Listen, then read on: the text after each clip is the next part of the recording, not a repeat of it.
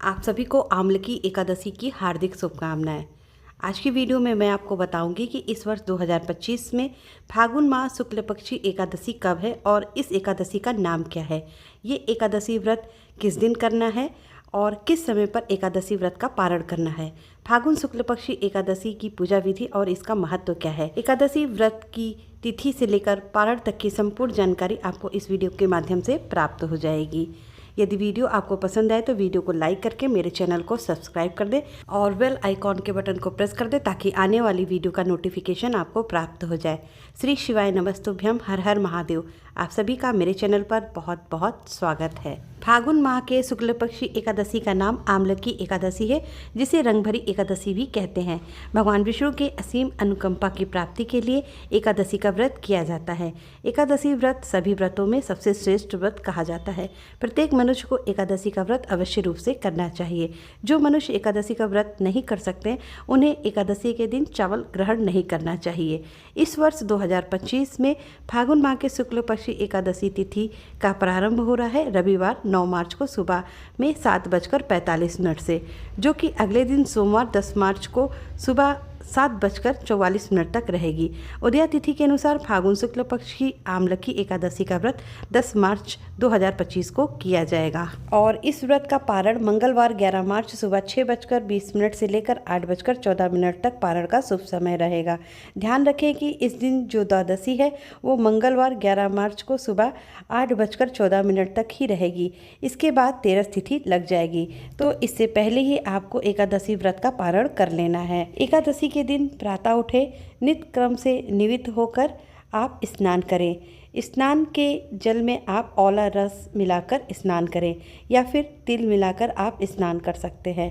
इसके बाद पीले रंग का वस्त्र धारण करें और वस्त्र धारण करने के बाद आप अपने पूजा मंदिर में प्रस्थान करें। सबसे पहले एक पात्र में चंदन से स्वास्तिक बनाकर थोड़ा सी फूल की पंखुड़ियों और तुलसी पत्र को रखकर लड्डू गोपाल को इस पर विराजमान कर देंगे। इसके बाद तिल और तिल का उपटन लगाकर हम पंचामृत स्नान कराएंगे। पंचामृत जो कि दूध, दही, घी, शक्कर और शहद को मिलाकर तैयार किया जाता है। तो देखिए यहाँ पर लड्डू गोपाल जी का स्नान हो गया है। टॉवल से अच्छी तरह से पोंछकर इत्र की मालिश कर देंगे। सुंदर वस्त्र और आभूषण पहनाकर लड्डू गोपाल जी को तैयार कर देंगे। तो देखिए हमारे लड्डू गोपाल जी सज धज के तैयार हो गए है। अब एक चौकी पर पीले रंग का हम वस्त्र बिछा देंगे। तिल का आसन देकर भगवान गणेश जी, लड्डू गोपाल, एकादशी महात्म्य की पुस्तक और दीपक को विराजमान कर लेंगे। 4 एकादशी में बड़ी एकादशी है रंगभरी एकादशी या आमलकी एकादशी। इस दिन आप पूजा में अखंड ज्योत जरूर जलाएं। धूप तथा अखंड ज्योत प्रज्वलित करने के बाद अब हम एकादशी व्रत का संकल्प लेंगे और संकल्प लेने के बाद हम पूजा को आरंभ करेंगे। तो सबसे पहले हम सभी को जल का छींटा देते हुए सभी का सांकेतिक स्नान करा देंगे।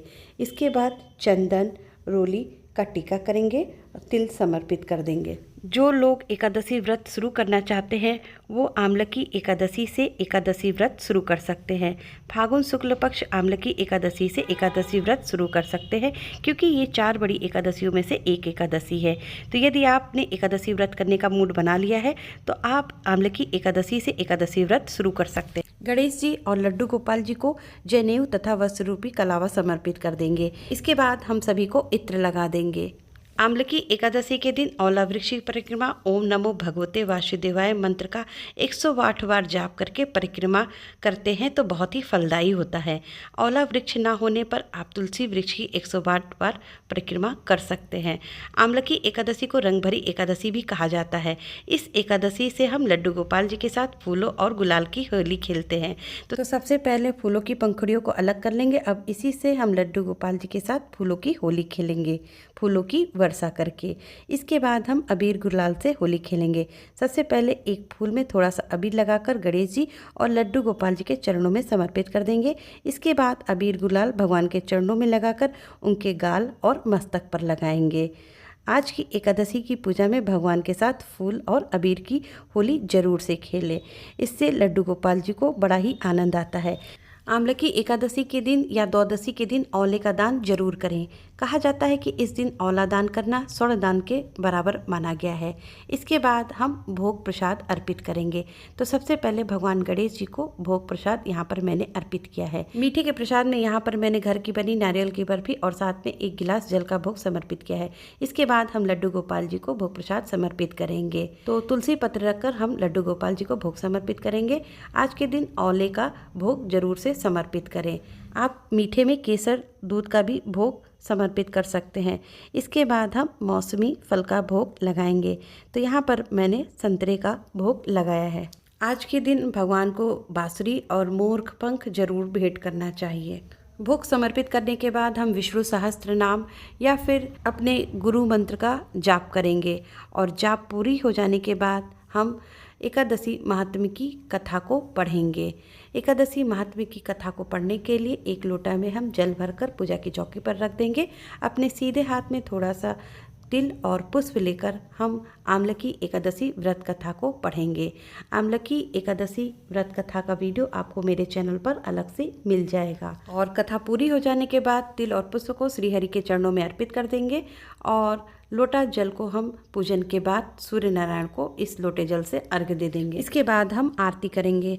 आरती करने के बाद आरती को जल से शीतल करके सबसे पहले भगवान को आरती दिखाएंगे। उसके बाद स्वयं आरती लेंगे। अपनी सामर्थ्य के अनुसार दक्षिणा जरूर चढ़ाएं। पूजा में हुई भूल चूक के लिए भगवान से क्षमा प्रार्थना करेंगे और अपनी मनोकामना पूर्ति के लिए प्रभु से प्रार्थना करके माथा टेक कर आशीर्वाद लेंगे। पूजा के बाद प्रसाद आप घर के सदस्यों में बांट दें और स्वयं भी ग्रहण कर लें। इस विधि से हमें आमलकी एकादशी के दिन सुबह की पूजा विधि संपन्न करना है। शाम के समय पुनः हमें भगवान की पूजा करना है। पूजा में भोग प्रसाद अर्पित करने के बाद आप आरती करें। इसके बाद तुलसी माता के पास दीपक जरूर लगाएं।